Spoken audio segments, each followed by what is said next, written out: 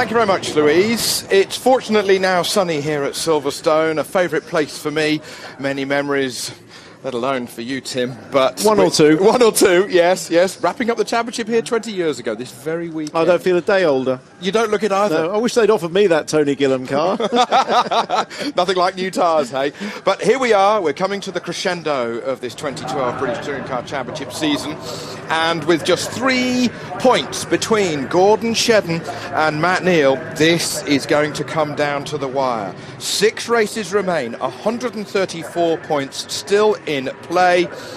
And this is how they line up. Already there's a little bit of a heat haze. Jason Plato taking a lap record on the pole position here yesterday ahead of Matt Jackson. Frank Rathall, Rob Collard on the second row of the grid. Dave Newsham, Dan Welch then on row 3. Row 4 is Aaron Smith and Tom Onslow Cole.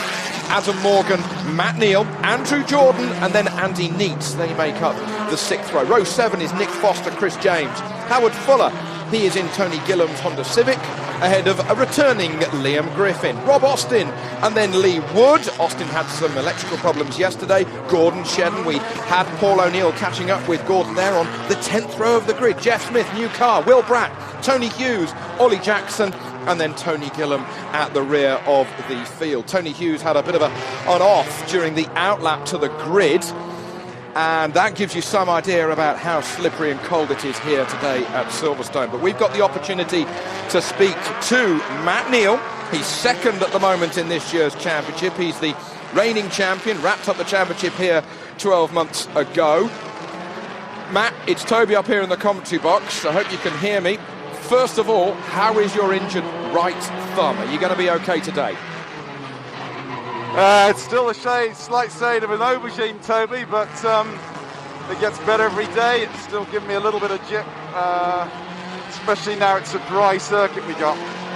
Yeah, the corners are going to be even more important for you here today to try and use the advantage that you've got through the corners rather than down the straights. Is that a nervous factor for you? It's not.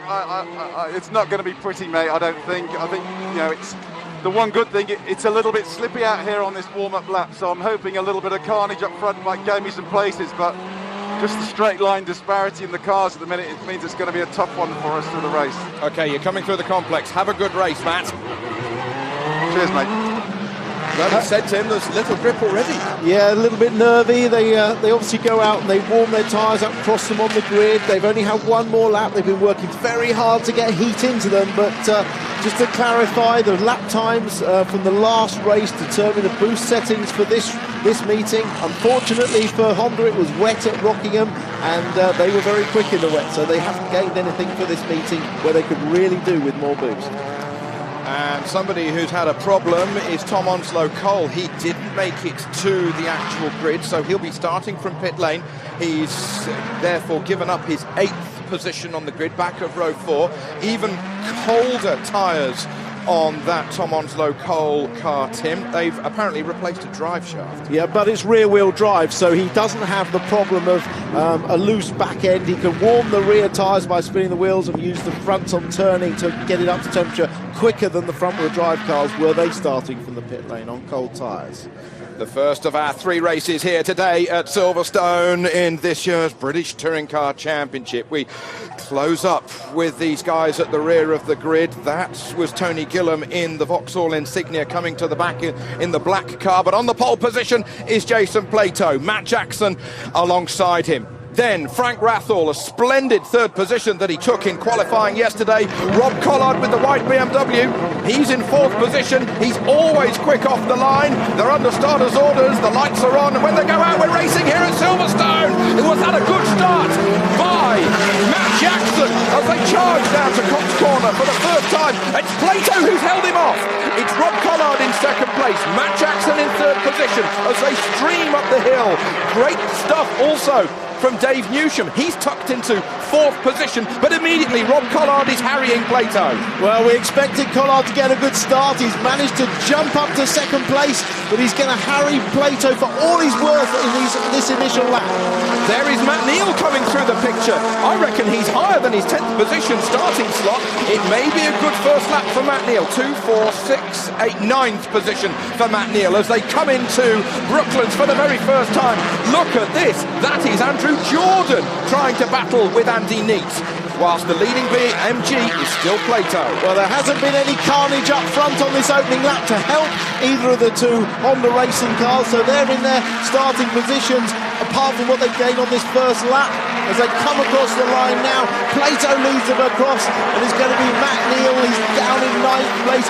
Where is Shedden going to come across? He's up to 14th from 19th. He's made 5 places already. There he is, hard on the brakes. Oh, there's Chris James battling with the Honda Civic, and he spins on the inside of Cox Corner, and he's broken the front left wheels. There's a whole suspension after contact with Howard Fuller, the 20-year-old who's in his second weekend of British Touring Car Racing. This is the moment. Watch the yellow car. Very strange. He pulls out as if he can't stop the car. Just literally, he was pulling out of the way almost to avoid. And Jordan's off in the gravel. He was running in 10th place. Remember, he's challenging for the independents. And Collard's chasing. Safety car is out, but they have to reach the safety car board before they stop racing. So then, as we come around to complete lap 2 in the sunshine now here at Silverstone, the safety car about to come out. It's glinting off the windscreen there of Matt Jackson in 3rd position, but he can't pass Rob Collard as we now neutralise this race. Andrew Jordan leading the Independents Championship, and he's out with his main rival in 2nd in the overall standings. Yeah, Mike Jordan, his dad, knows all too well the implications of that. Well, it was clear on the first lap, but it certainly wasn't on the second. But here's a replay. This is on board with Jordan. Obviously, there's a car running wide coming through Cobbs. He's running up towards Beckett's now, round the left-hand king. Oh, and he gets turned around.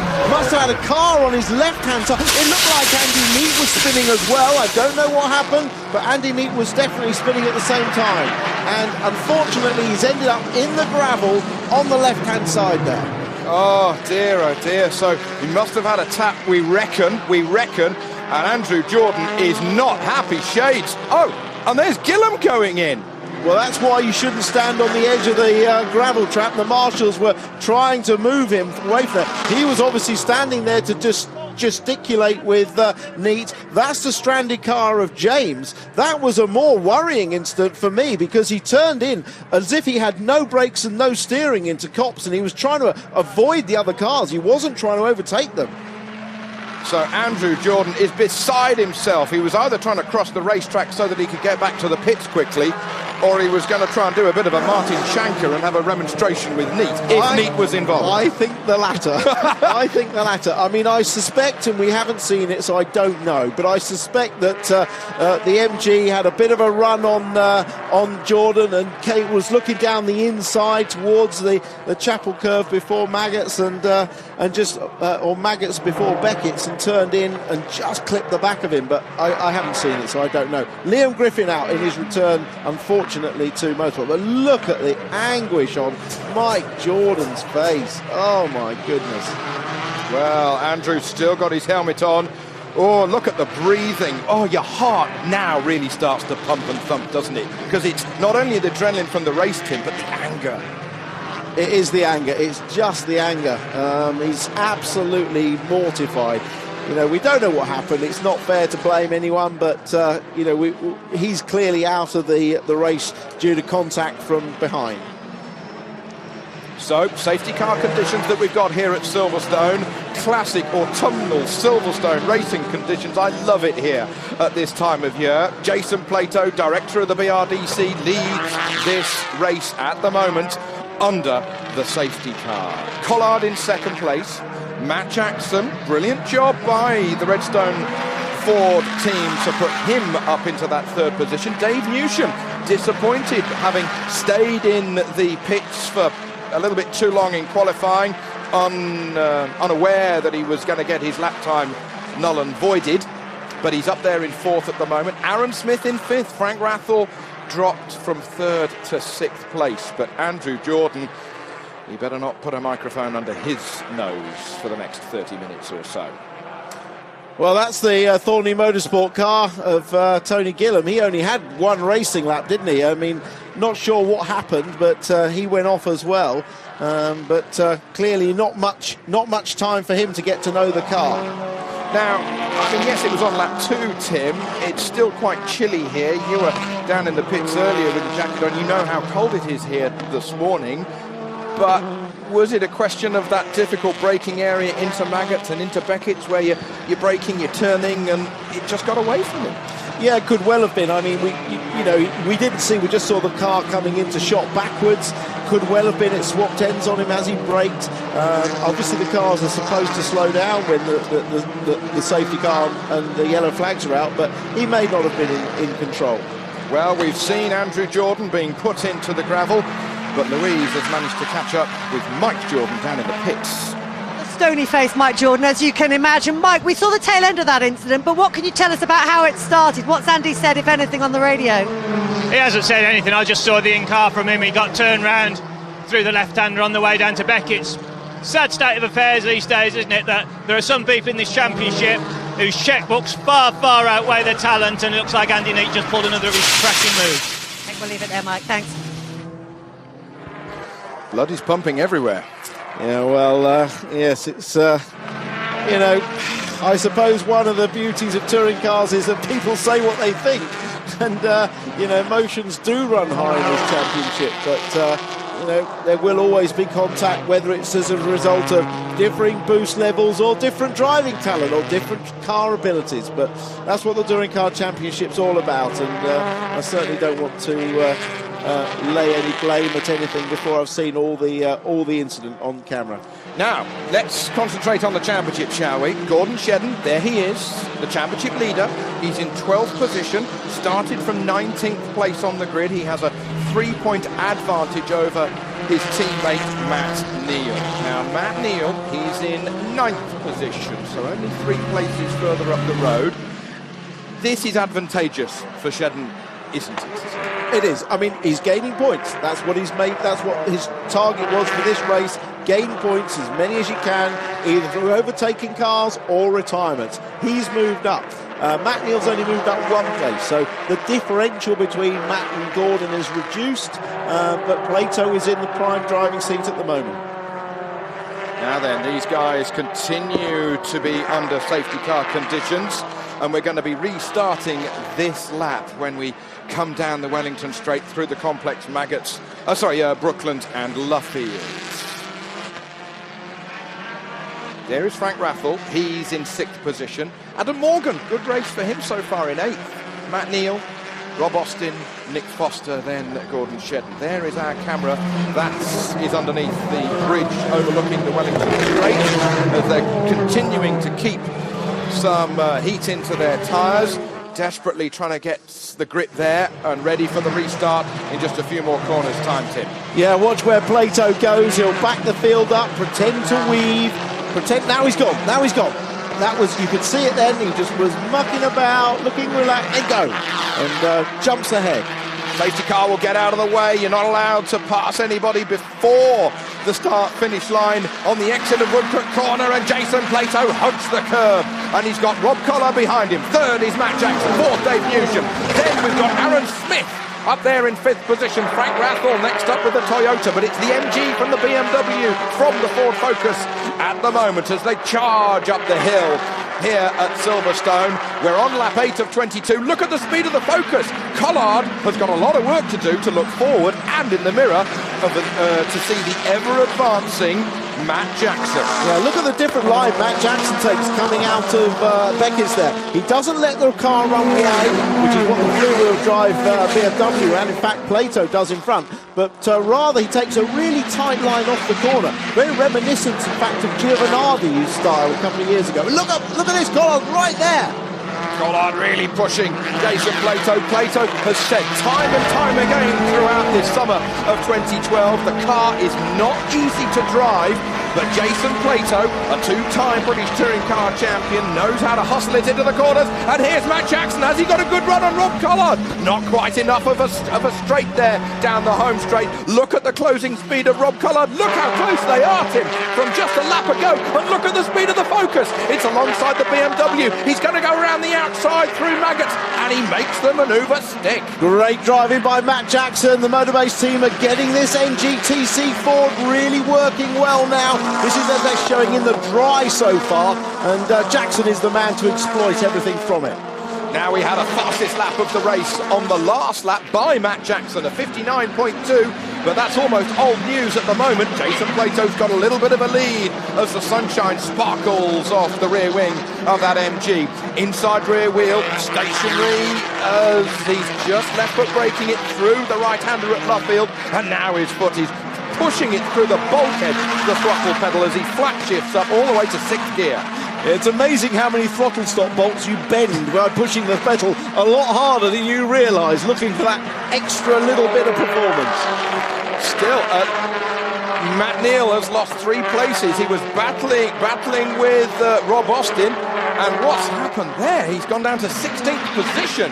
And he looked like he was going slowly as well. There were cars passing in left, right and centre. Well, he did a lap time, Tim, 4 seconds slower than... and he's cruising. And we hear that he's cruising. There he is, we're on board with Matt Neal. The visor is up. Well, it was up when we spoke to him on the warm-up lap, but it doesn't look good. No, look at the body language of that left hand. There's a problem for Matt Neal, the man second in the championship. Now, he's had 1 non-score already this year. This might be his second. Yeah, looks very much like it. He's definitely on his way back to the pit lane. We don't know what the problem is. He's on his way back in, but this is going to be no points at all for Matt Neal in this. Meanwhile, look at this. Look at this. Jackson on Plato. Is there on the inside? Ever so close. Jason Plato gave him a little bit of space there, but Plato had to go a little wide on the exit of Copse. Matt Jackson has really got the blood pumping here today. He's had 2 victories in the championship already.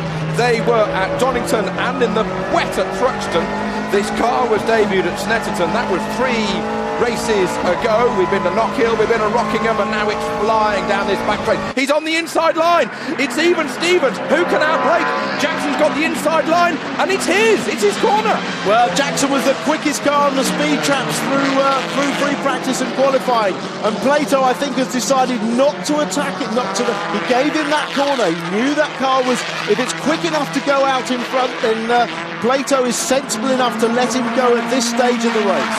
Now, Collard, obviously, he's dropped from 3rd position. I can't see him as I look into the background. Where is he? Oh, he's dropped way back. He's back behind Dan Welch there in the Proton. So Collard now dropped to 7th position. He's got Adam Morgan behind him. And Rob Collard doing a 60.8 on that last lap, whilst the leaders are doing a 59.3, some 1.5 seconds quicker, as these guys come around Beckett's here on lap 12. Reports coming up from pit lane that Matt Neal has lost all turbo boost. Well, that's a real disaster. I'm sure the team will get it fixed for race 2, but no points at all. So then, Matt Jackson leads from Jason Plato, Dave Newsham, 4th is Smith. Then we've got Frank Rathall in 5th position. There is Lee Wood skidding on the brakes into Brooklands corner, and Matt Neal is soldiering on. He's got to stay out there, but there's a point at which, Tim, you've got to say, that's it, bring the car in and let the boys have a look at it.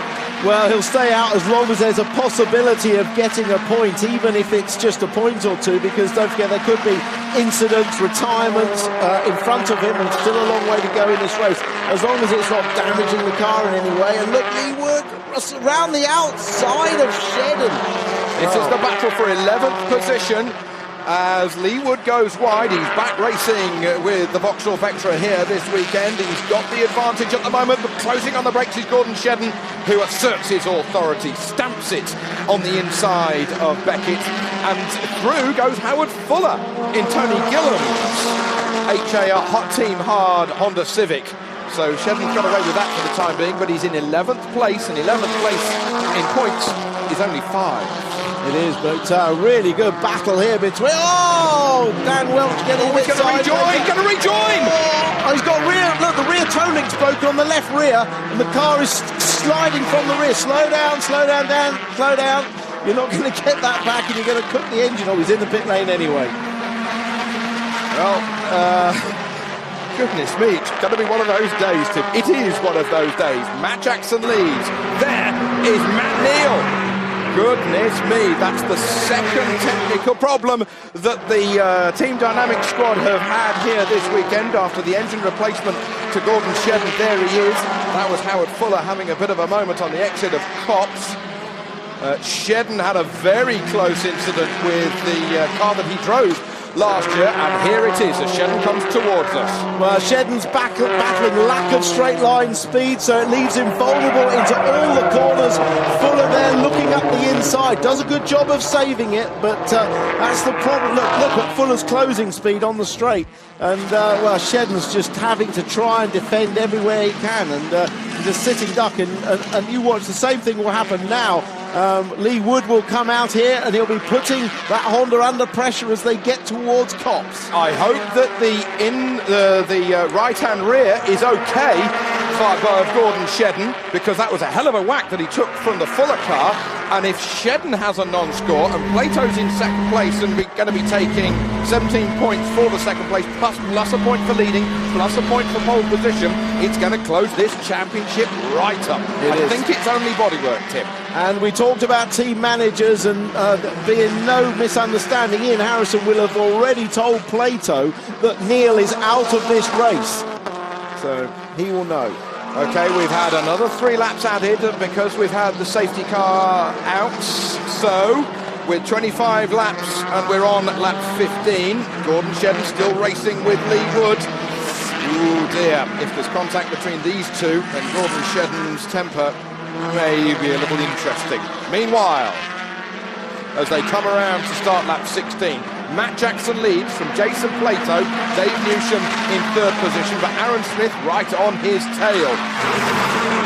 There is Steve Neal and Barry Plowman, chief engineer for Team Dynamics and the Honda Racing squad, as Lee Wood goes around the outside. Goodness me, he's going to your house, Tim. Well, I'm close to Silverstone, but not that close. But, well, this is the frustration that Shedden has got. He is having to defend into every corner because he's so much slower on the straights. Well, he's now got Jeff Smith come through behind him, so that would put a little block between him. New lap record for Matt Jackson on the last lap. A 59.1 compares with the 58.7 that we saw from Jason Plato in qualifying. Jackson leads the race from Jason Plato, the Ford and then the MG. The venerable Vauxhall Vectra original 888 chassis, it's in third position at the moment with Dave Newsham, but Aaron Smith is right on his tail. Aaron Smith still fighting hard with the Redstone racing machine, and the two S2000 cars battling for the last sip of the bubbly. Yes, they are, and I mean, we knew the S2000 front-wheel drive cars would be quick here with good straight line speed. We're seeing that from all of them. They do obviously have less tyre on the road, so they're not as good in the 4 corners, but they were always going to be pretty competitive here if they can make those tyres last. Aaron Smith still yet to be on the podium in this year's British Touring Car Championship, whilst Dave Newsham, he's been victorious twice. That was at Snetterton and at Knock Hill, taking a maximum score at the third race of the day at those races, but he's got a lot of work to do by the youngster from Dublin. And this is going to be an interesting battle for that third position, but Aaron Smith's teammate continues to lead. That's Matt Jackson. Can he race by Plato here? He's sitting in second place. He's maybe not getting the maximum points, but he knows he's in a safe second place, scoring a lot more points than Shedden and Neal. So he's just going to sit there, not under threat, see if he's got a little opportunity maybe later in the race, but at the moment he's under no pressure at all. Jason Plato goes a little bit wide. There's more and more heat coming onto this Silverstone tarmac as the fog has now burnt off here. There you have the gap. That's about 2 seconds to Dave Newsham in that third position. Here comes Rob Collard fighting back against Frank Rathel. He's on the inside into the left-hander at Brooklands. He hits the brakes hard. He hits the apex. He goes a little bit wide, does he? But he's in position, and Frank Rathel has no reply. Great race also for Frank Rathel's teammate Adam Morgan behind him in the Speedworks Toyota, or Toyota teammate I should say. And the Speedworks car having a good run, and Adam Morgan having some good luck after some terrible bad luck throughout this season. Yeah, some really good, impressive youngsters in the championship. Adam Morgan, who won this drive as a result of winning the Ginetta Championship last year, has really come on well during the year. Rathel was impressive last year, and Aaron Smith as well in his first full year in touring cars. All youngsters doing a really good job. Frank Rathel, he's come through go-karting and now into this British Championship, the British Touring Car Championship. 26-year-olds fighting against Rob Collard with his lights on to try and distract him. Does it actually make a difference to see the lights in the mirror? None whatsoever. Oh! Rathel had a bit of a lock-up on the back there. I think the engine has got a problem. Suddenly got smoke out the back after a big lock-up. Wasn't sure if that was oil on the rear tyres, but no, it was just locking up the rear tyre and getting some tyre smoke off it, but he definitely had a bit too much bias towards the rear as he braked round the left-hander into Brooklands. Can you get a flat spot quick as that? You can, but if on the rear it's not so much of a problem. On the front it is, but not on the rear. Here are your leaders. Still, it's Matt Jackson with a 0.9 of a second advantage over Jason Plato. Matt Jackson pulling out another 0.3 of a second on that last lap, ahead of the two-time champion. Third is Dave Newsham and Aaron Smith. I can't wait for the last lap, because between Newsham's Vauxhall and Aaron Smith's Ford, it is going to be very close indeed. There's Jason's mum. Nervous is not even the half of it. Well, exactly. He's going their way at the moment, though. But a little Adam Morgan looking down the inside. Oh! The two Toyotas touch into Brooklands in front of the BRDC, and Frank Rathel, is he going to be able to get that thing started?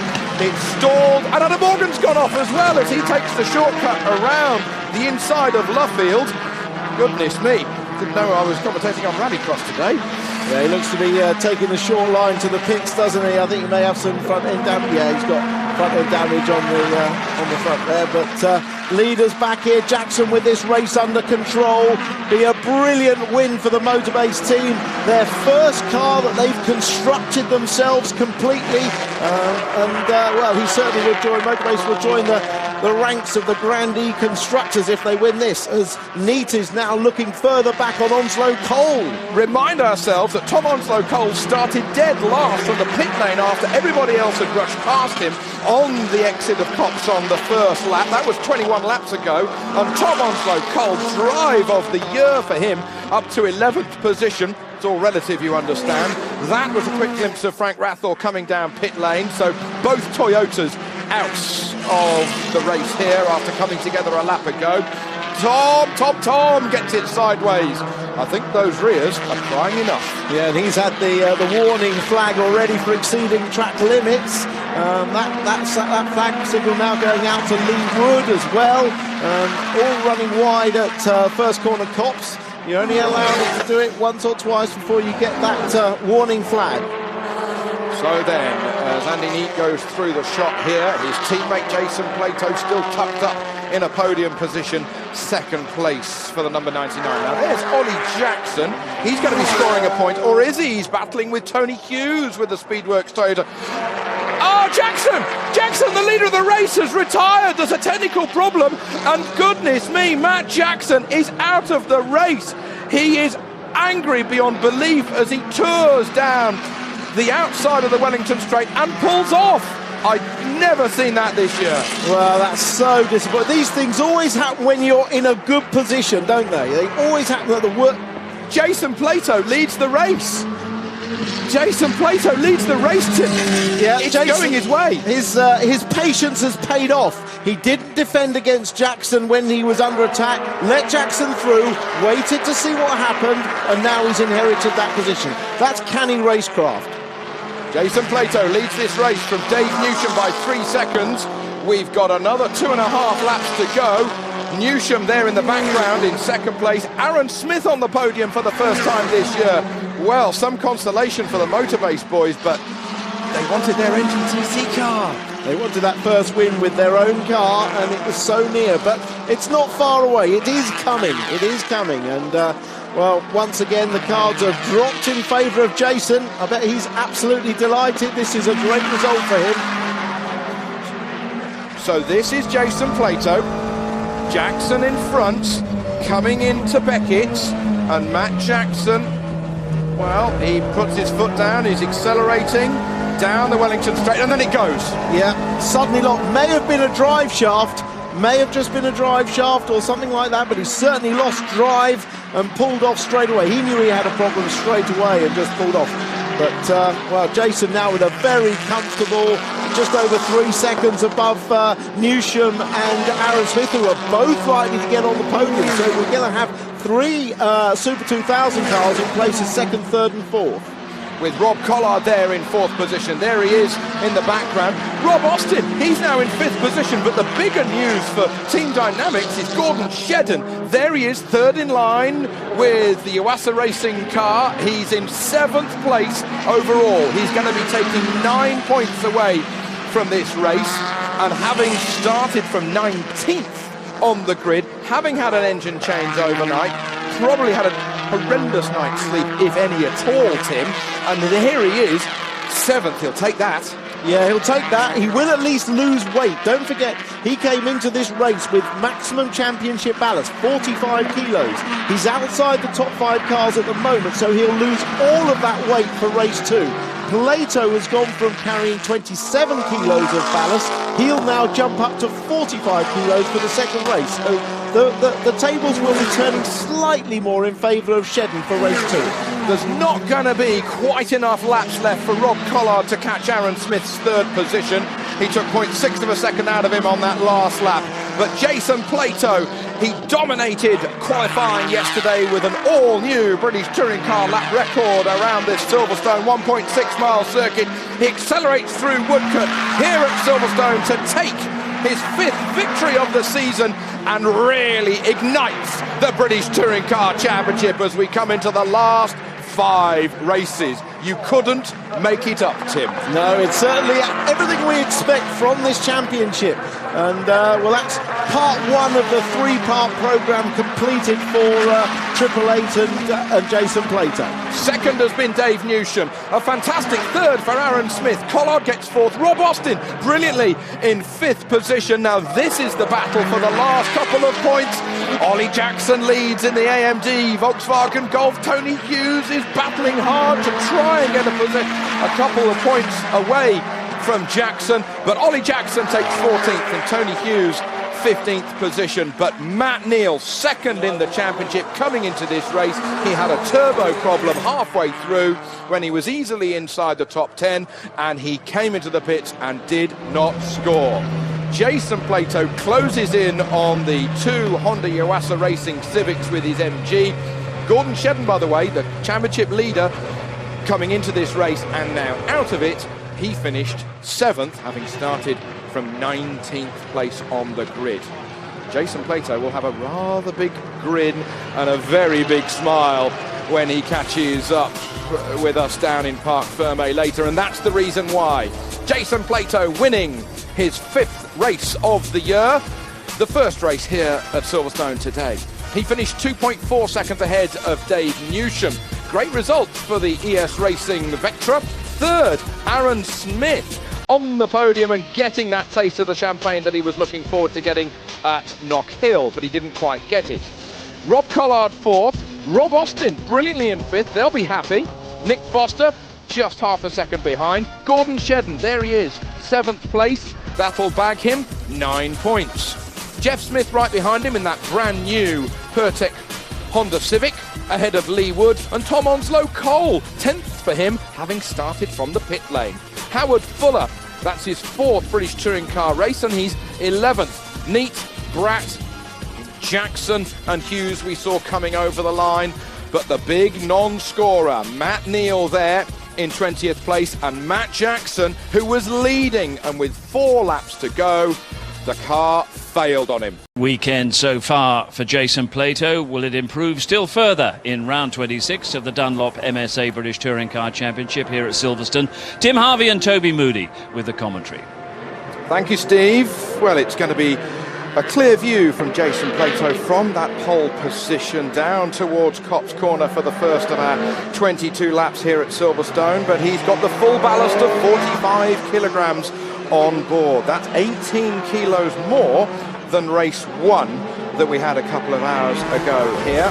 Let's just have a quick recap of how these guys are going to line up on the grid. Plato on the pole for the second time here today. Dave Newsham right behind him. Aaron Smith, Rob Collard on row 2. Rob Austin and Nick Foster then on the third row. Row 4 is Gordon Shedden, the man who is continuing to lead this championship, ahead of Jeff Smith, Lee Wood, Tom Onslow Cole after a fantastic fight back in race 1. Howard Fuller has unfortunately been pushed into pit lane. He's had a broken drive shaft.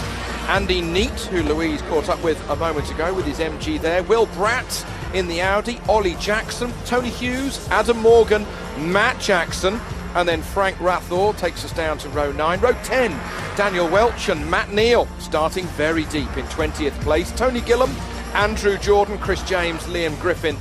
They didn't finish that first race, so that's why they're at the back of the grid, as this that warming up lap, Tim, has been completed already. This day is fast and furious. It is. It's a short lap. They're quickly round to the start, and well, Jason knows what he's got to do. So far so good in the first race. Yes, he's gained a little bit of weight, but so have all the cars round him, and I mean, crucially, he's got a big distance between himself and Shedden and Matt Neal, of course, near the back, and only 19 points separating the three of them now. Jason Plato at Rockingham, a fortnight to go, managed to close to 23 points behind the overall championship leader. Now, as Tim says, it's 19. Shedden leads the title chase by 12 points ahead of Matt Neal, 19 points ahead of Jason Plato. 5 races to go in this year's Dunlop MSA British Touring Car Championship, and here we go with round 26. We're underway here at Silverstone, but Jason Plato's got a lot of defending to do. Immediately he leads into Copse Corner from Rob Collard, from Dave Newsham, from Aaron Smith, and then it is Rob Austin as they charge up to Maggots for the first time. And in a repeat of race 1, Collard up to second behind Plato and attacking hard on this first lap. Newsham in third, Smith in fourth, Rob Austin a great 5th place so far. There goes Gordon Shedden rushing through your shot. There's Andy Neat. He's right on the tail of Jeff Smith. Brand new chassis, whole body shell for Jeff Smith after that terrifying crash that he had at Rockingham. Gordon Shedden's got a lot of defending to do from Tom Onslow Cole as they tip it into Brooklands for the first time here. Plato continuing to lead. Collard, he said, I'm struggling to get some heat into the tyres. We're going to have to try. Oh, we're going to spin it. That was Adam Morgan going through and in the middle of the pack, and his bad day has continued. Well, hopefully he'll be able to get going and hasn't incurred too much damage, unlike race 1. He could close back up if there's a safety car, so his race isn't over, but certainly a good start to his race has been quashed now, as look, Shedden's having to defend from Daniel Welch. The pattern of his race already set, having to defend down all the straights into the corners.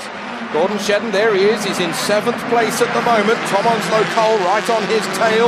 Meanwhile, back at the front, Jason Plato, he's had a hell of a lap to put some space into Rob Collard behind him. Now there's Andrew Jordan, he started 3rd from the rear, and already he's in 17th position as we come into the complex for the second time.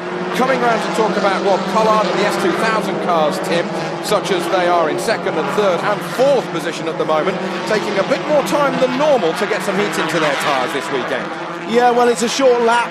They'll be up to temperature now, but of course they do go off slightly quicker than the wider tyres. They have slightly less prime time for their optimum time for performance, but they certainly did well in the first race. But the extra weight that Aaron Smith, Dave Newsham and Rob Collard are covering and again you see Daniel Welch has got the speed down the straights. That's Matt Neal. He's attacking now for 15th place.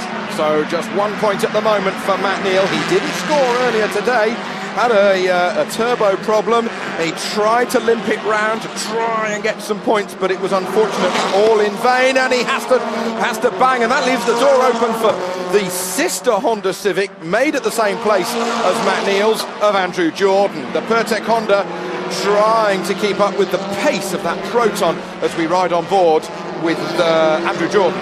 Yeah, there was certainly some movement up front. Look, Dan Welch hasn't given up on this yet. Does he get a squeeze up the inside? Matt Neal jumps out of the way. He sees him. Good driving. They're going to go side by side through Luffield, but Welch is going to get this because he's got more speed down and the shorter line round Woodcote. Well, as they go into Luffield, when somebody goes up on the inside, I'm sorry, Tim, I can't help but think so pathetic. It happens every time when the camera's at the rear. It's the last thing I think about. I don't know why, but there you go. 20 years ago this weekend, yeah, it was Soper and Clellan banging it out. Perhaps they should have given each other a bit more room. Yeah, but you ended up the champion, and this battle for 15th position is red hot. It's like the lead of the race as Dan Welch holds it. Andrew Jordan ahead of Matt Neal. Matt Neal still in pain with his right thumb. He had a motorbike accident about 4 or 5 weeks ago now, and that right thumb, it can't hold onto the steering wheel properly, and now it's dry. Unlike Rockingham, he's really got to hang on to that steering wheel. Yeah, it's definitely going to be hard for him. I do think it affected his performance. He didn't like to admit it, particularly at Rockingham, but I do think it affected the performance he had there. Hopefully not so much this time. Okay, the battle for 5th position comes over the line. That's Rob Austin there with the Audi ahead of Nick Foster, who's having a great race so far. Gordon Shedden in 7th. Now that is Matt Jackson. And he's just passed Andy Neat for 9th. So he's made a good progress since starting near the back after that throttle problem in race 1. He got Neat very quick into Beckett's there. Gets the car stopped, loses a bit of time on the exit. A lot of roll still in the NGTC Redstone Racing Ford Focus of Matt Jackson, but it was working so well in the race that we had earlier. And Rob Austin's got a lot of defending to do from Nick Foster. He takes a tight line into Brooklands, and Gordon Shedden is going to go around the outside. So McClellan, here we go. You're going to say that every time we come to that corner. Shedden's got up the inside this time of Nick Foster. Definitely the Honda working well in the corners, but I don't know whether they'll have enough grunt to... This is on board with Shedden, and they've got Nick Foster to his left. Does Shedden run out to the outside? No, he doesn't. He's got a sandwich, a BMW sandwich is in there, and both of them go past. Through goes Tom Odzokol, or does he? Gordon Shedden has to take to the runoff area over the AstroTurf at Cops Corner. So does Andy Neat, as this battle rages for 5th position. And that's a bit of a tap there as Matt Jackson comes through ahead of Donflo Cole. Well, Jackson got the run at them through Cops as they were fighting it out. Got a fantastic run past Donflo Cole and very nearly took himself past Shedden as well. But we know Jackson's got a quicker car down the straight. He's going to go the long way round. Shedden, look at that. He's driven right past him on the straight. Shedden absolutely defenceless against that. Yeah, there's been a 7, 8, even 9 mile an hour speed difference for the Ford Focus against the Honda down the main straight here on the start-finish line, and down the Wellington straight. That also is reflected on the drag out of Cops up to Maggots Corner. But look at this pace of Jason Plato, a 59.2 on his last lap. Another 0.3 of a second that he has managed to put into Rob Collard. There is the yellow Vauxhall Vectra of Dave Newsham, who's driving very well here this weekend. Well, he's driven well all year, hasn't he? He really has, and scored that fantastic win for ES Racing, and 2 fantastic wins. Yeah, he's really been a star man coming into this championship. Shows the quality of the Renault Clio championship, that the champion can come in here and do this sort of a job. S2000 cars in 2nd, in 3rd, in 4th position, and then we've got an NGTC Audi, then with Nick Foster's S2000 BMW next up. There is Matt Jackson.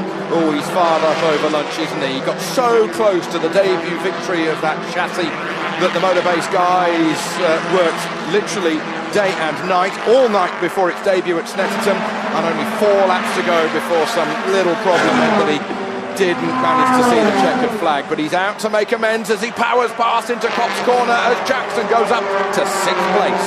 That was a good pass, didn't run wide on the exit, but managed to outbrake into the corner. It's not easy, there's not a huge amount of braking there, but certainly that Motorbase car is working really well. No weight on board this car, don't forget. All the cars in front of him are carrying some form of ballast. This is the first one, Austin's car, that's got 9 kilos on it. So Jackson should be quicker than these, but he's made remarkable progress through the pack. underneath the bridge they all go. Brilliant shot. He's got a great drive down into Brooklands again. He parks it on the inside, and there's nowhere to go for Rob Austin. That was a really good move. I'll tell you what, the Motorbase boys got that car working really well. It does have a lot of movement in it. You can see exactly when he puts the brakes on, because the whole front of the car dives down a good couple of inches, and look, and then it lifts up again on under acceleration. Big gap underneath the front splitter, so easy to see where his braking point is. And you can see over the start-finish line, 125.2 compares with, Austin behind him, another 1.5 mile an hour slower. And that's a lot when it's this tight and this close. Yes, I think, the Hondas are struggling in this race, but they're really just a victim of their own success, because they've been so quick all year. They've just not... Oh, we've got Pratt and Neat with contact now on the exit of Beckett's. That's going to put Pratt out with broken rear suspension there on the left rear. More contact for Neat. He got penalised, fined and endorsed after the contact with Jordan in the first race, and more contact again at the same corner. Let's have a look as we come into the corner here. Neat is in front, runs in a bit quick, opens the door. Bratt goes inside. I think in fairness Bratt just ran a little bit wide, maybe thought he was in front of Neat. Neat's got a puncture on the right front. I think that was a racing incident. The door was open and Bratt went into it, but just ran a bit wide as they came out, so that was just an unfortunate incident. Oh dear, well, both races now scrapped. Bratt and Neat respectively. Neat is going to limp it back to the pits. That was the battle for 10th position. So now that place has been taken by the orange Toyota of Frank Rathor. Therefore, there's Jeff Smith battling with Dan Welch, 11th and 12th. Andrew Jordan in 13th. Matt Neal in 14th position. But there's your leader, Jason Plato. There's second place, the BMW of Rob Collard. Then the Vauxhall of Dave Newsham. Then the Ford Focus of Aaron Smith. The fastest guy on that last lap was actually Matt Jackson. Again, Matt Jackson doing another stellar time around this 1.6 mile Silverstone circuit. Jeff Smith getting bodywork to bodywork with Dan Welch, who's in a Pertec Honda sandwich. Now that could have been a definite Cleland Soper moment there if he'd retaliated in Soper style, I think, but didn't happen. Kept the powder dry. It was a lunge by Dan down the inside into Brooklands, just meant he ran wide and allowed Jeff Smith to get back through. But interestingly, if you look at the way the grid was formed up, Matt Jackson was only 2 places in front of Matt Neal, but he's been able to use the speed of that Focus, particularly down the straights, to move up to a strong 5th place. Poor old Matt Neal still languishing in 14th, despite some cars dropping out in front of him. Just 2 points for 14th position, points going down to 15th as these guys rattle on down the Wellington straights. Gordon Shedden, I remind you, the championship leader, he's still in 8th place. As Jeff Smith makes Dan Welch go around the outside again. Dan Welch knows he's got some pace into that corner, but it's a bit one line through here. Very difficult to get round the outside unless the guy on the inside wants to give you room, and there aren't many touring car drivers that let... Oh, is that Matt Neal? It's Matt... He's got a fire! He's got a fire like Gordon Shedden had at Snetterton in practice, and the car is alight, and Matt Neal is going to be non-scoring here. He might not know it's on fire because it's on the other side. He needs to stop that car immediately. If he doesn't get that fire put out, the car won't make the last race.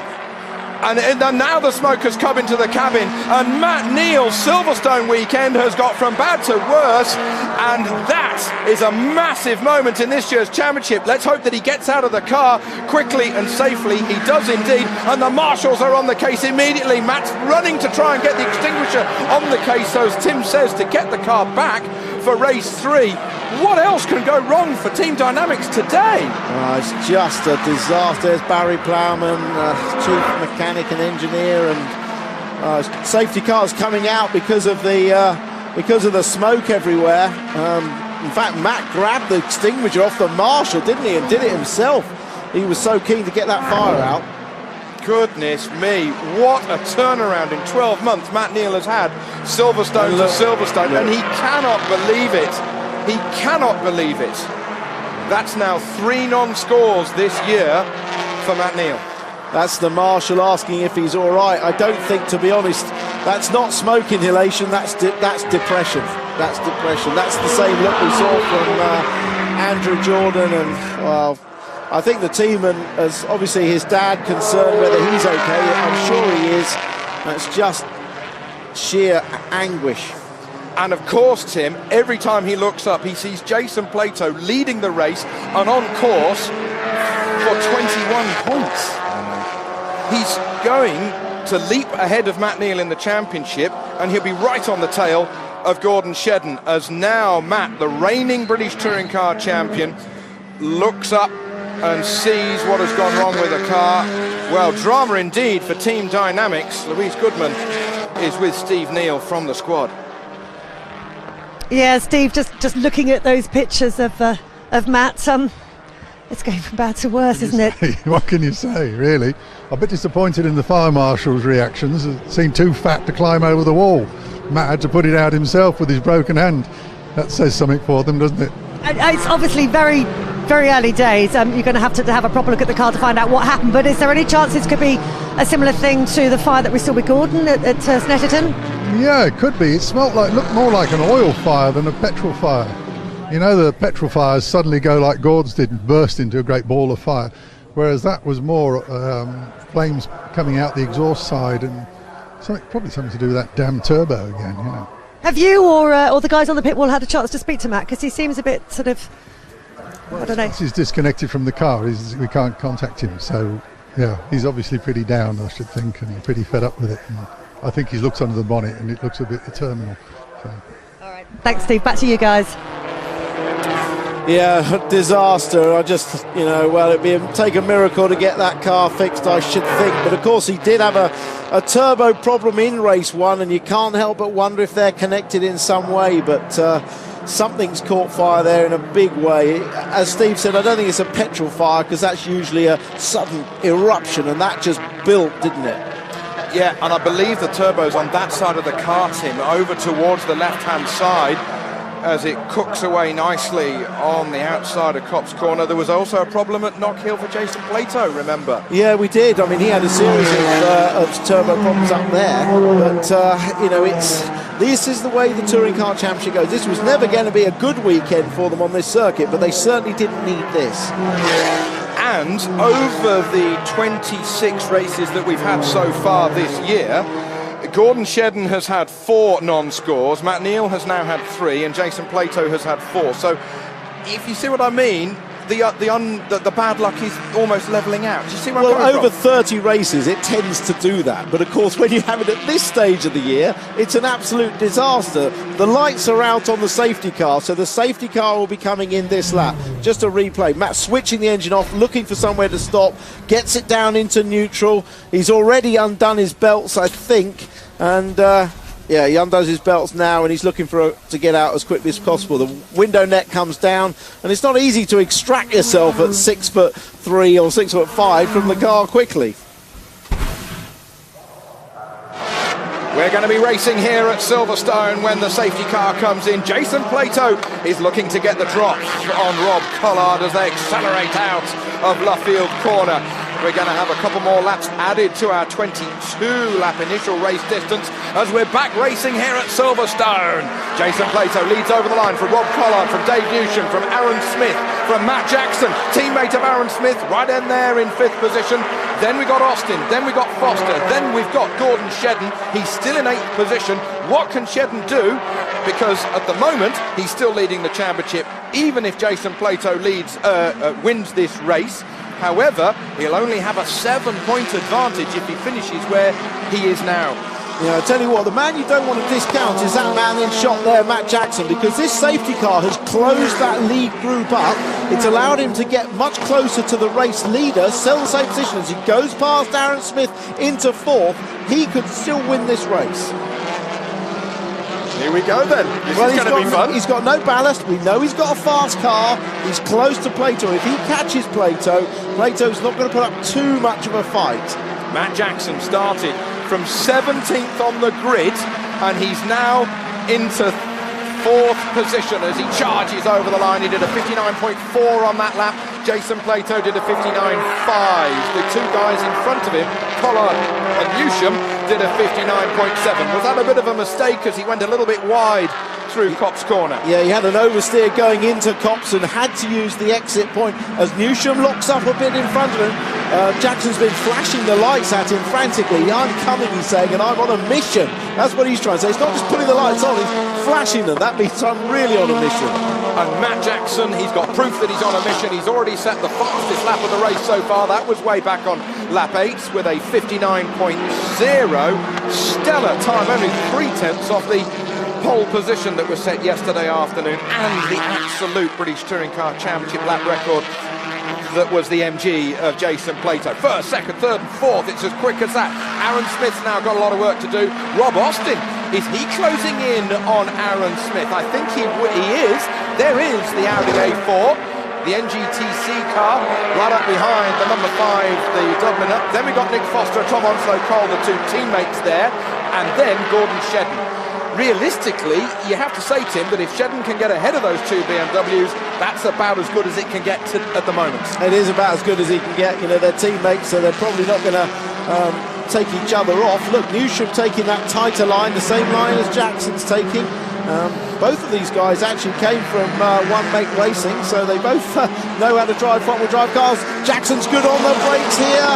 The NGTC cars have bigger brakes, they're better, they have more tyre on the road. That makes 3rd place now for Jackson. At the same corner, he goes through into the complex as we come around to complete lap 18.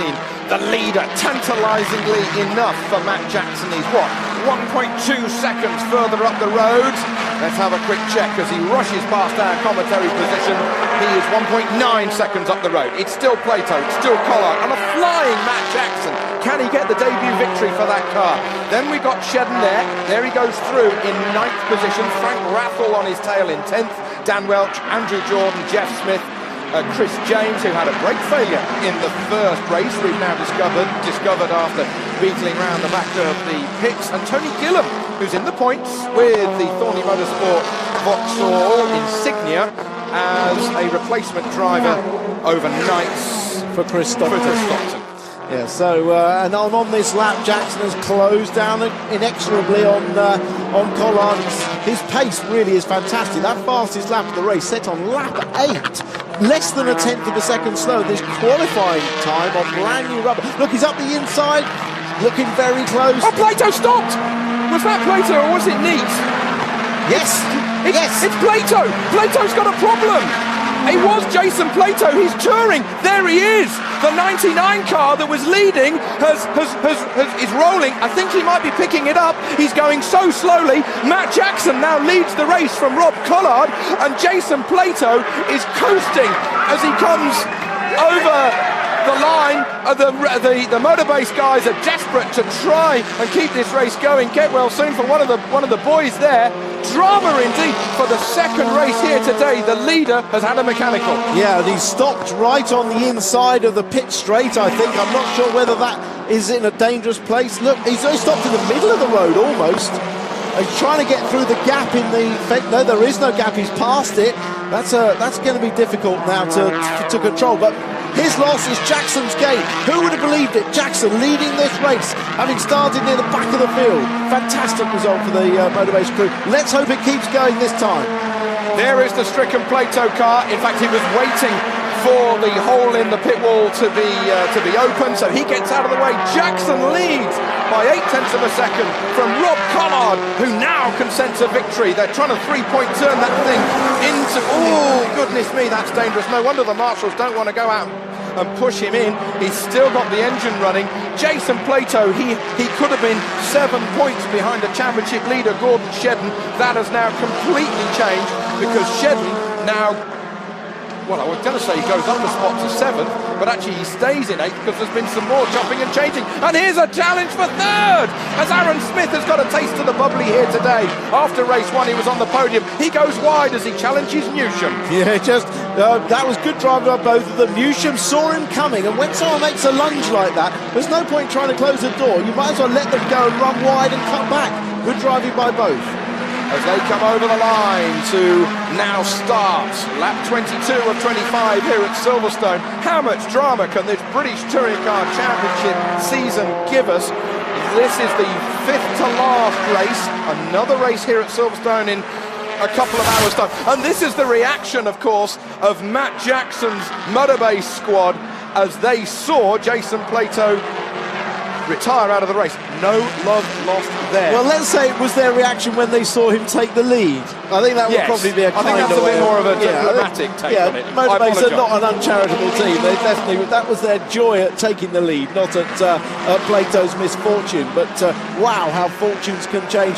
Toby, they do this every year in touring cars. Yes, we're building up to your first finale of a touring car season. Trust me, they're all like this. Well, I was watching in my front room last year for this race at Silverstone to see the battle royale with 5 points covering 3 drivers as they came into the very last race weekend of the season. But I didn't expect that it would be this close 12 months later. Well, we've now had 2 leaders of the first 2 races retire with mechanical problems. So nothing is certain in touring cars, believe me. It won't retire whoever's leaving the 3rd race with 3 laps to go. It's going to snow, I think. There's some bizarre occurrence that's going to happen. Now, Gordon Shedden, he's still the championship leader and he's still in 8th position. He can't quite get ahead of Tom Onslow-Cole, in front of him, nor Nick Foster. There's your leader. There's second place Collard. 3rd is still up for grabs. And I'll tell you what, Rob Austin could get Smith, who could get Newsham. Well, don't forget, Rob Austin's got the bigger tyres on his NGTC car, so they're going to be a bit stronger at the end of the race. And that's why Shedden is now on the tail of these 2 BMWs. But Shedden will know that both Plato and Matt Neal are out of this race. The team will have told him on the radio. So he just needs to keep doing what he's doing, keep finishing, keep getting points. Just 3.2 miles remain here at Silverstone. 2 more laps. This is the battle with Tom Onslow-Cole, Gordon Shedden battling. Then in front of Onslow-Cole is his BMW teammate. The blue stripe on the top of the car, Nick Foster. Does he leave the door open? Tom's going to try and go around the outside into the right-hander, and Gordon Shedden has got to find a way through. Will he push Foster wide? Foster's going to try. No, Gordon Shedden's going to try and pass the 2 of them, but it won't happen with the speed disadvantage. No, he's going to come out there, and he could even lose the spot to Dan Welsh because he's had a better run out the corner, which is why Shedden's moving over to defend into the Brooklands left-hander. And Foster's doing a bit of defending, one could say, for Tom, his well, teammate. I think he's just defending from the position, from the tackle. Oh, a bit of contact. Shedden trying to just ease him wide. Be careful, Gordon. If you get too rough and tumble, they'll get rough and tumble with you, and you won't finish the race. As we start the last lap here at Silverstone, tremendous battle that we've got unfolding in front of our eyes for 6th position. Tom Onslow-Cole has it at the moment from his teammate Nick Foster. Gordon Shedden desperate to go another position higher. It's only another point. If he gets another position, it'll only be another point. But you've got a feeling that this year's title chase will come down to just 1 point. Yeah, Shedden's through, and here comes Dan Welch. Bit of contact between Welch and Foster could give Shedden enough of a gap to make it to the end of this straight without being attacked. Shedden goes up from 8th to 7th position. He's got the complex to go, but this is the dangerous bit for the number 52 in the Team Dynamics Honda. He's going to lose out. There's something come off the car. I think it was just a piece of rubber. Matt Jackson wins the race here at Silverstone. What a fantastically controlled drive by Matt Jackson. He started 17th and he wins. Brilliant. His 3rd victory of the season. Rob Collard comes over the line in 2nd place, and again Dave Newsham is on the podium. Aaron Smith in 4th, Rob Austin then in 5th position. Onslow-Cole just gets ahead of Gordon Shedden, who scores some valuable championship points in a race where his main championship rivals didn't score. Absolutely brilliant victory for Matt Jackson, the Motorbase team. Congratulations to them. Their first pure-built design car and fastest lap to go with it. Congratulations to them. A maximum score in this 2nd race of 22 points. There is David Bartram. You know what he's up. I think he's overcome with emotion. Well, you know, it's one thing to win a touring car race, they achieved that, but to win it with the car designed and built by them, their first one they've done in touring cars. They've always run cars originally built by other people, and they deserve all the credit for that now. They are a grandee constructor par excellence now. Only 2 months ago did that car turn a wheel for the first time, and now it has won. But unfortunately for the Honda Yuasa racing squad of Matt Neal, the number 1 on the side of his car, A fire in the engine put Matt Neal out of the race, and a big fat 0, unfortunately, on the overall standings. But Matt Jackson, that car turned a wheel for the very first time on the 11th of August at Snetterton. The mechanics literally had an hour's sleep in the morning, Saturday morning, because they were working until 4 or 5 o'clock all night, Friday night. They gave it a round of applause as it came out of the garage and out to practice at Snetterton, and here we are just 4 race weekends later, and it's won. Matt Jackson takes the victory in the second touring car race at Silverstone here today, brilliantly scything through the field from 17th position. He wins the race ahead of Rob Collard by 1.8 seconds. Dave Newsham, again, he's on the podium. He's showing his class. Aaron Smith just off the podium by 0.4 of a second. Rob Austin got close. Tom Onslow Cole battling with Gordon Shedden, Daniel Welch, Andrew Jordan coming through to 9th ahead of Nick Foster. Jeff Smith in his Pertec Racing Honda is in 11th. Rathall gets 12th. Griffin, who returns this weekend to the Redstone Racing Ford Focus Camp, he's in 13th. Morgan and James, the last of the point scorers. But Jason Plato didn't score. He was leading the race. He was running away with it. He dominated it. But unfortunately, a mechanical problem. The same thing happened to Matt Neal. Gordon Shedden now extends his championship lead from 12 points coming into this race to 21. Jason Plato and Matt Neal didn't score. Andrew Jordan, it's getting very close with he and Rob Collard in the overall championship, particularly with the independents. You taught me when we started on April the 1st, Tim, that the last race of the day is always the best one. It is, and we've got the maximum reverse grid now, 10 cars reversed. As Gordon said, there's some people just want to go out and get a result in any race, so there's a few wannabe heroes out there. This is a really difficult race to predict, but one thing's for sure, those 3 championship rivals will be trying to get maximum points out of it and stay alive into the last race. Who wants to lead the race? Because we've had a race leader in the first race today break down. We've had the race leader in race 2 break down.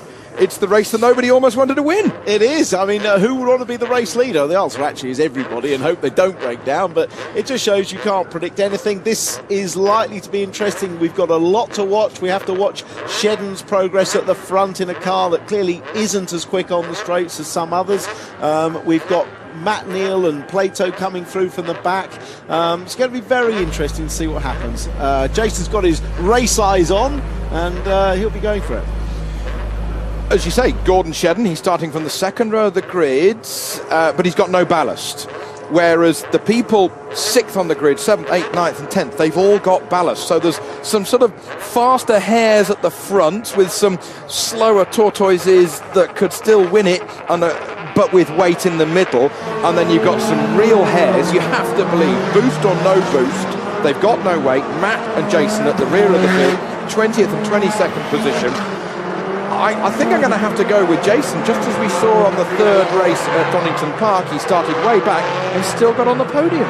Yeah, I mean, Jason could be very good here. He hasn't got any weight in the car, and remember, he set the pole position lap with 27 kilos in, so he has got a quick car, definitely. I was looking at Shedden's lap times, and the difference between the first race when he had maximum ballast and the second race when he had no ballast was about 3.5 of a second. So, but it still doesn't put him amongst the fastest cars. So he's actually done very well. He's had 2 7th places, so he's managed to finish just outside of getting any additional ballast, and he's doing a very good job, and of course he's finishing. The guys that have worked overtime, the garages next to each other, the MG guys and the Honda guys to get those 2 cars ready. Let's have a look at the grid though. Nick Foster on that pole position ahead of Andrew Jordan. Row 2 is Dan Welch and Gordon Shedden, who continues to lead the championship by 21 points. Row 3, Tom Onslow Cole and Rob Austin. Austin had great pace on the last couple of laps in the last race. Aaron Smith, he's tasted some bubbly earlier today with a 3rd. Dave Newsham, he's on a hat-trick of podiums coming into this race. Rob Collard on row 5 with the winner last time out, Matt Jackson. Jeff Smith and Frank Rathall, they're on row 6. Row 7, Liam Griffin, Adam Morgan, Chris James, Lee Wood, Tony Hughes, Andy Neat. Then on to row 10, Tony Gillam, but Jason Plato starting from 20th place. Ollie Jackson, Matt Neal starting from 22nd position. Will Bratt, and then Howard Fuller towards the rear on the 12th row of this grid as we approach our third and final race of the day here at Silverstone. We have 4 races remaining in this year's championship, 89 points in play. Shedden leads the title by 21 points ahead of his teammate Matt Neal. Jason Plato is 27 points back, just 6 back of Matt Neal. Might it be enough, that 21-point buffer going into these last 4 races? We just don't know. No, we don't know, and I'm not going to predict. I'm just going to watch and enjoy this race. Nick Foster, he has been on the front row, as he said before, up at Croft last year, and that time he drove very well, made a good start, wasn't fazed by it at all. I'm sure he can do the same again. He's inching as far forward as he can in his box. There is Jason Plato. He had a crank sensor failure in the previous race. He had to pull out of the lead, but they've changed the engine. They've done a superb job, those 888 guys, to change everything as quickly as they've had. Likewise, the Team Dynamics guys who have been running Matt Neal. There was a fire after the exhaust got pushed up into some fiberglass, and then it caught fire, and obviously doesn't smell very nice in there, with some burnt acrid smell from plastic and carbon fibre and such like. Bit of smoke coming from the rear of Rob Austin's Audi, but we're getting ready for our third and final race here at Silverstone. We've got Foster on the pole position from Andrew Jordan, Daniel Welch and Gordon Shedden on the second row of the grid. Way further back is Plato and Matt Neal. Brilliant start by Foster. He leads. No surprise there with the dramatic start that the BMWs have always had as he leads up to Maggots for the first time. Look at that lead. Shedden's up a position already. He's third. Yeah, good start. Oh, incoming. There's Austin. Welch all round. Shedden, that's tricky times for him. And they're both quick on the straight. Shedden's going to have to be careful here. Tom Onslow Cole got hung out to dry there through Beckett's as we charge down to the complex for the first time. Andrew Jordan, how does he keep them all behind Rob Austin? He's got a foot full of brake lock-up as he turns it into the left-hander. This is the battle for second. My goodness me, Shedden's been hung out to dry as Rob Collard goes through on the inside. Yeah, Rob Austin's moved round the outside. Oh, a bit of oversteer there, possibly for some contact. He's got the other BMW inside. Really hasn't worked out well for Shedden on this first lap. Let's have a look and see where Jason Plato is as he comes over the line. He's up to 15th position already, side by side. The Honda of Andrew Jordan and Dan Welch go side by side, but no replication of the Thruxton accident that befell Andrew Jordan through that first corner there, as Rob Austin goes through to third position. The Audi now third. Yeah, running well, the Audi. It's a rear-wheel drive car, gets off the line very well, gets off the hairpins very well.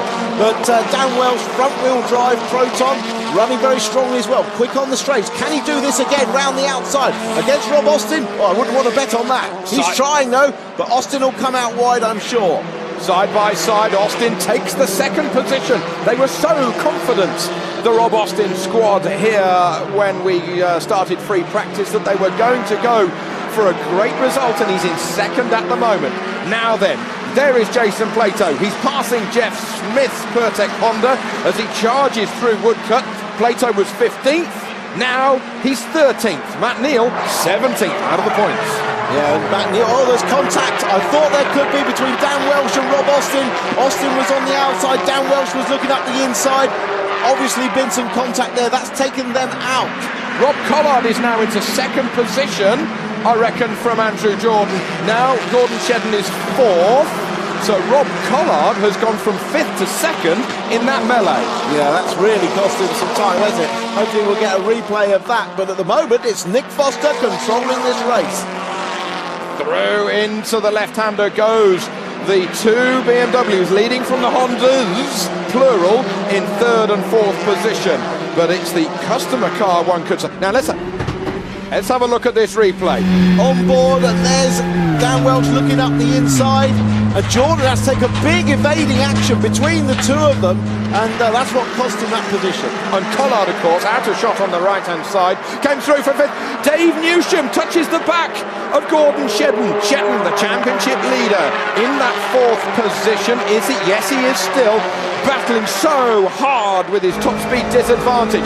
Meantime, we are on board with Jason Plato. He's gone from 15th on the end of the first lap, from 20th on the grid, and he's now in 9th position. Fastest lap of the race whilst cutting through the order, Tim. Fair play.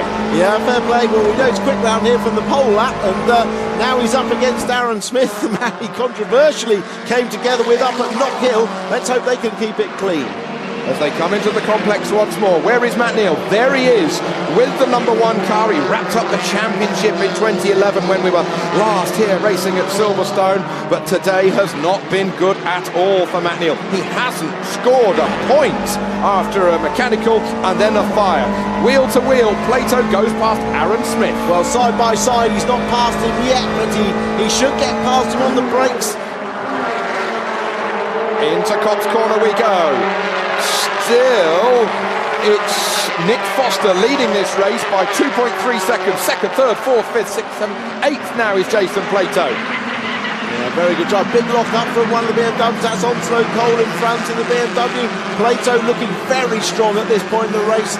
Lots of grip, lots of cornering speed, carrying his momentum everywhere. Hasn't lost out in the traffic at all. This battle for second looking to go towards Rob Collard at the moment, but the battle for third, red hot as there's a spit of flame from the exhaust of Matt Jackson Redstone Ford Focus.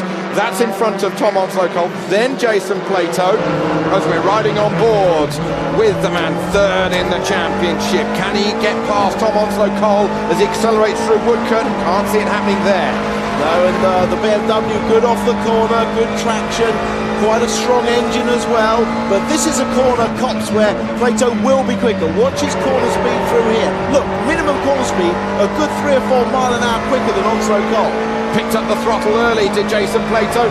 Tom Onslow Cole can see a great big MG come past him on the brakes into the right-hander, through Maggots, into Beckett's.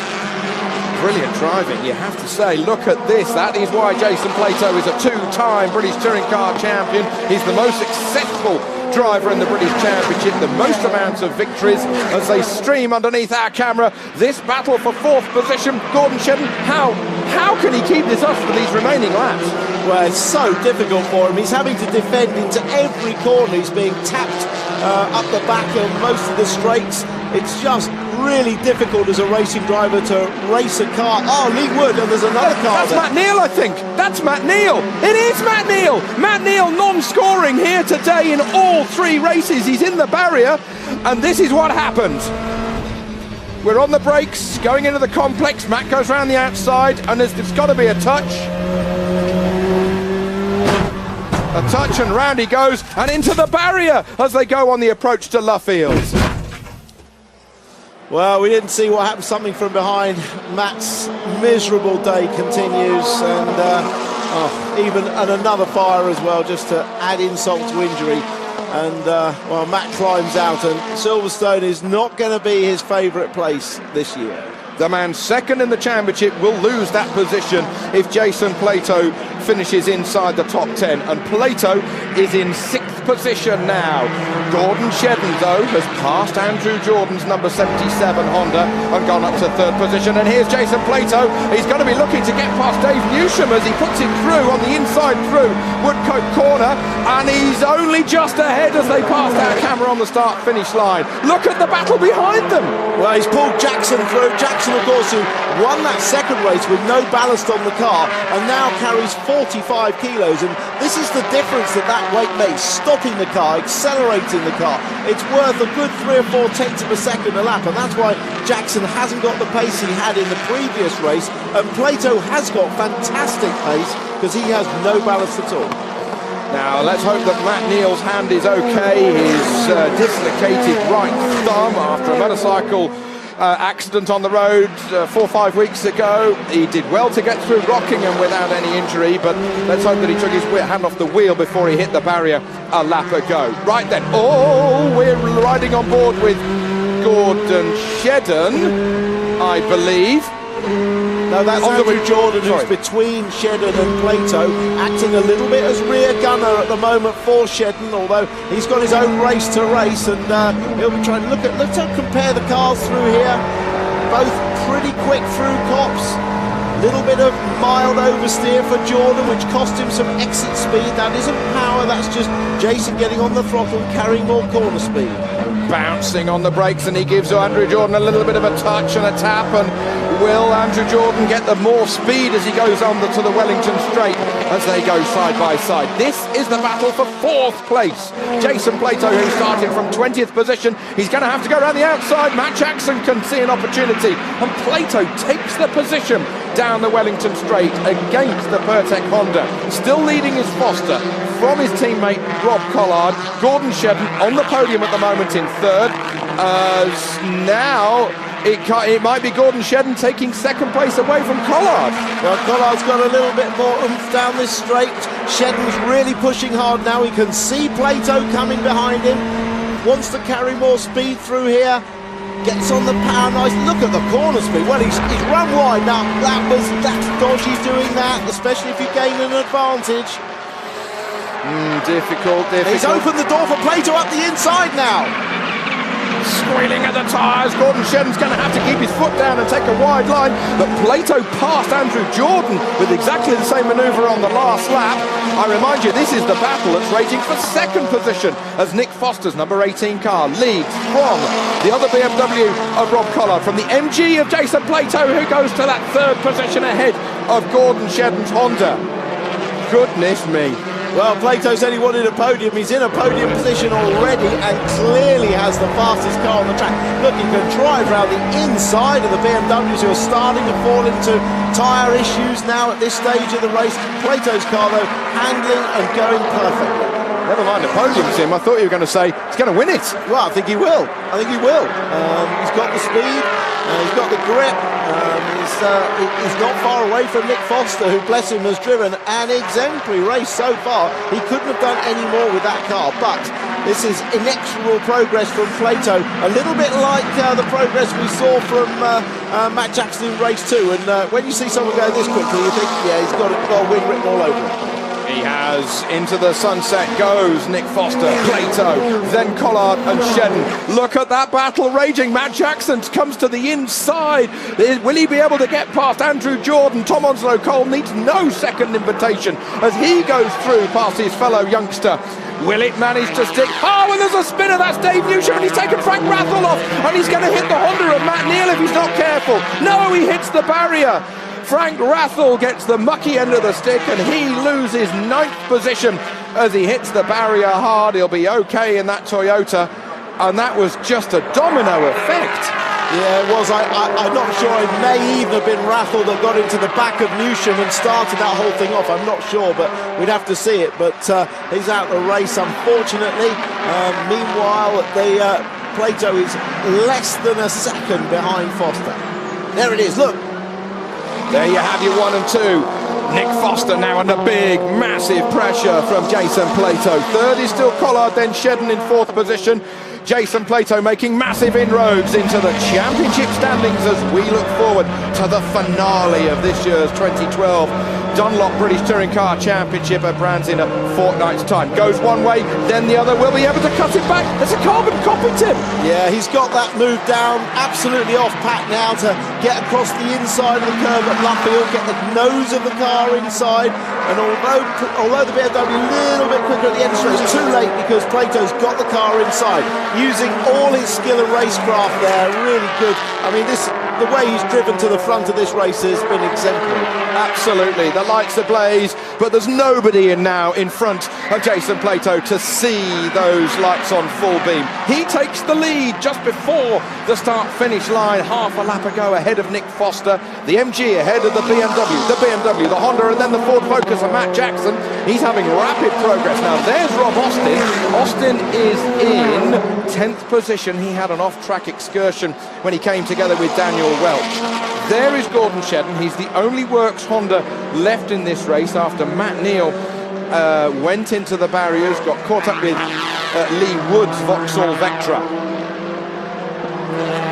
So this is really going to turn the championship upside down. Shedden will still lead if we put the flag out now, but that is how it will look as we go into the Brands Hatch finale if we put the flag out now. Oh, that's changed already, because Jackson has put Gordon Shedden down from 4th to 5th position, and the difference is 2 points to the disadvantage of Gordon. Yeah, I think that would then be 16 points the difference between Shedden and Plato, who would become the second place man.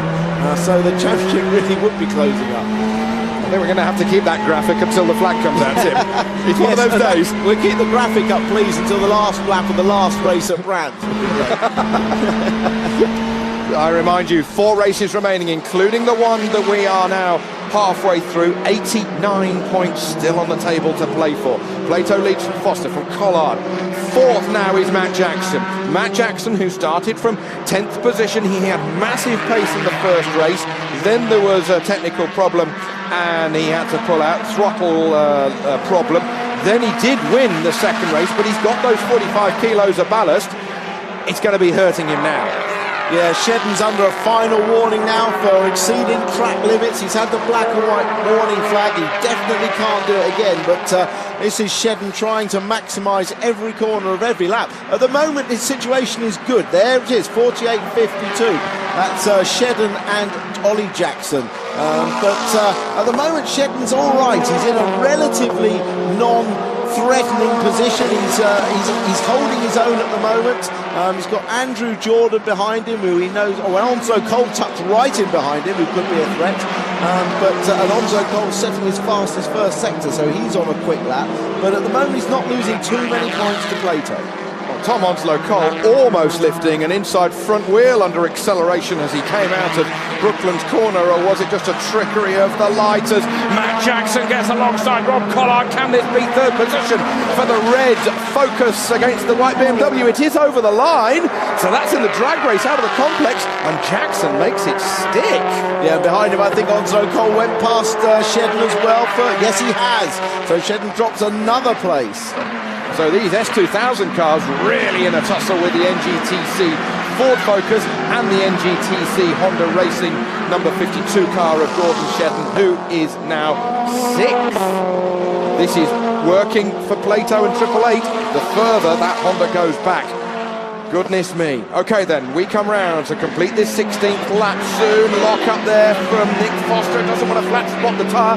Matt Jackson will have seen that as a bit of an invitation, a bit of a carrot. Yeah, although Matt Jackson was carrying the weight, which was difficult at the start of the race when everyone's tyres were fresh. Now that the Super 2000 cars are losing a little bit of tyre performance, he's back in the game and looking at battling for second place. But I don't see Shedden under any great threat now from behind. It is now Jordan behind him, so he's likely to finish this race if he keeps going in 6th. If there's any incidents in front of him, he can pick up a better place. Yep, Andrew Jordan 2 seconds behind the sister Honda Civic for 2012 of Gordon Shedden. So then, and Jackson goes through ahead of Foster. He's managed to do it. Up to second place. Leading is Plato. Jackson now in 2nd position. Can Matt Jackson bridge a 2.5 second gap? I think it's unlikely, because I think that Plato is managing that gap at the moment. He's got enough in hand. Remember, there's 45 kilos difference between those two cars, so it's a huge difference, and they're both quick cars. So I'd be amazed if Jackson could catch and pass Plato. I think Plato will manage this gap till the end. Okay, let's have a look at the lap times as these guys exit the complex out of Luffield corner. There is Gordon Shedden. He's still in 6th position. Over the line goes Plato, 59.6. Matt Jackson, 10th of a second slower. There you have it on screen. Nothing in it, just a 10th and a bit. But now, as we start lap 18, a little bit of oversteer there, was it, from Aaron Smith? He gets alongside Andrew Jordan. The pair of them have to take to the runoff area on the exit of Copse corner. That's an invitation for Morgan and Welch behind them. Yeah, I'm not sure quite what the ruling is when you run wide when you're racing that close together. A bit of contact. Smith saves it. Oh, but loses 2-3 places back to Rob Austin there, going through as well. So the Audi's sneaking through. He'll be up to 10th position for Rob Austin. Andrew Jordan again, looking one way, then the other. You're not allowed to weave too much. As Adam Morgan is now pressuring the number 77 Pertec Honda. You can see the brake discs glowing in this sunset here, Tim. A tremendously atmospheric racing that we've got here at Silverstone. Meanwhile, look at the battle of the BMWs. Which one's it going to be? Yeah, the three eBay Motors BMWs running in tandem. This looks like Collard picking up third. Yeah, Collard still in third place across the line from Foster. Looks a great team photo they'll get from this one, isn't it? It is. Fantastic. The photographers will love the lights as the sun goes down here at Silverstone. But Shedden's now back on the case, isn't he? Gordon Shedden circulating 0.3 of a second quicker than the BMWs in front of him. Can he get He's got to be careful. He can't take a risk. He knows that they've got nothing to lose. He knows they're going to be careful with each other, but aggressive with him. He can't take a big risk. He might have a little look on the last lap, but he can't take too much of a risk. Okay, 3 1/3 laps remaining here at Silverstone. Fourth to last race in this year's championship. Plato leads it. He's out of shot. Then Matt Jackson, he's in second place with the red Focus. There he goes through the shot. Third, fourth and fifth, the car of Collard, of Foster, and then of Onslow Cole. Tom Onslow Cole, who started the first race of the day today from the pit lane and still sped through to the top 10. Yeah, Plato responded a little bit to seeing Jackson in his mirrors and popped in a couple of quick laps, and he's now running, some 0.3 of a second quicker than Jackson. So I do think Plato has the pace and has it under control. Gordon Shedden with the Honda Yuasa Racing Civic comes out of the glare of the sunshine down this Wellington straight. I was lucky enough to have a ride in this very car at the press day at the beginning of the year, and it's the braking capabilities that they have when they stand on the brakes at the last minute and trail brake it into the apex. Breathtaking. Well, I'm not a good passenger in any case, so I'm not sure that I would have enjoyed that. I'm always pressing the bulkhead when I'm in the passenger seat, wanting them to brake, but they are spectacularly good on the brakes, especially the NGTC cars now with their slightly bigger brakes and tyres. Plato is already over the line. His lead now ahead of Matt Jackson, 4 full seconds. Then this battle for third, 8:18:38. It takes all the way for the BMW squad. Dick Bennett, he'll be happy with that they've had a good run here today, but which one will be on the podium? Now, we've had leaders of the two races so far today have problems, but Jason Plato's mum down there in the pits has got everything crossed. Yeah, there were some very concerned faces there because they know they've been in touring cars long enough with Jason to know nothing's a done deal. But it's certainly one of his best drives from 20th to first. Brilliant drive. Hard on the brakes with now just a lap and a third remaining. This battle for third looks as if it's going to go Rob Collard's way. Who's going to get fourth? TOC versus Foster. Tom Onslow Cole right on the tail of his teammate. Can Tom make a manoeuvre? But he's got to defend from behind. He doesn't want to let Shedden through and take a position as we start the last lap. Last lap, Plato can cruise it round. He'll just be praying nothing goes wrong. No electronic problems, no nothing. Just stroke it home and close on Shedden and the championship points. It's going to be an absolute humdinger as we go to Brands. And it's the Grand Prix circuit to boot. What a way to celebrate the finale of this year's title hunt in 2 weeks' time on October the 21st at Brands Hatch in Kent. However, we've got a podium position to sort out. There's a safe position for Matt Jackson in second place. Who's going to get this third? Rob Collard is going to try hard, isn't he? He's already been on the podium here today with a second position last time out. And he looks pretty safe in third at the moment. Oh, what about fourth? Tom Onslow Cole looks as if he could take it back. Jason Plato, what a drive! 20th position on the grid. He comes through to dominate here. Fastest lap, he takes the victory, and that has really meant that this year's championship is on for Brands Hatch. Second is a fantastic drive from Matt Jackson. Third goes to Rob Collard ahead of his teammate Nick Foster, who started from pole.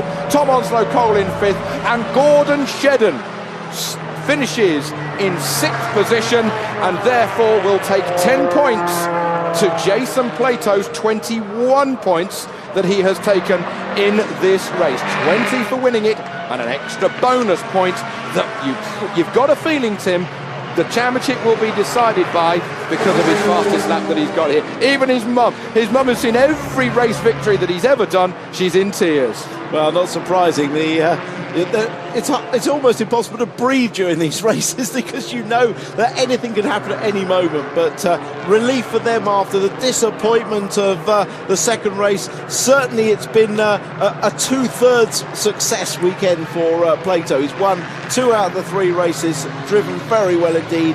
And with misfortune happening to the Hondas, he couldn't have hoped for too much more. Absolutely. Matt Neal non-scoring after a technical problem, and then some accident damage in the second race, and then getting caught up in an accident here today. The BTCC Barmy Army and the Plato supporters are on their feet and leaning over the stands as he comes past them out of the complex through Woodcote. That is one hell of a drive. Jason Plato winning here at Silverstone, 3 1/3 seconds ahead of Matt Jackson. Rob Collard getting 3rd position, and Nick Foster, his teammate, right on his tail in 4th. 5th goes to Tom Onslow-Cole. 6th to Gordon Shedden, ahead of Andrew Jordan. Adam Morgan inside the top 10 with his Toyota, and then Rob Austin, who had to take to the runoff area out of Copse early on in the race with his Audi. He got 9th ahead of Aaron Smith. The last of the point scorers, we've got Jeff Smith, Howard Fuller, Chris James, Will Bratt, and then Dan Welch, who got caught up in that Copse Corner melee with Rob Austin. He gets the last point in 15th place, but no points for Matt Neal today, full stop. Now then, let's have a look at the championship. How close is it? Shedden goes into the last weekend with a 15-point advantage over Jason Plato, who leaps ahead of a non-scoring Matt Neal here today. Matt Neal is now 31 points behind his teammate Gordon Shedden. This is going to be very close indeed. And don't forget the Independence Championship. Andrew Jordan battling it out with Rob Collard, the Pertec Honda and the eBay BMW respectively. Matt Jackson has had a great day at the races though. He 6th in the overall standings.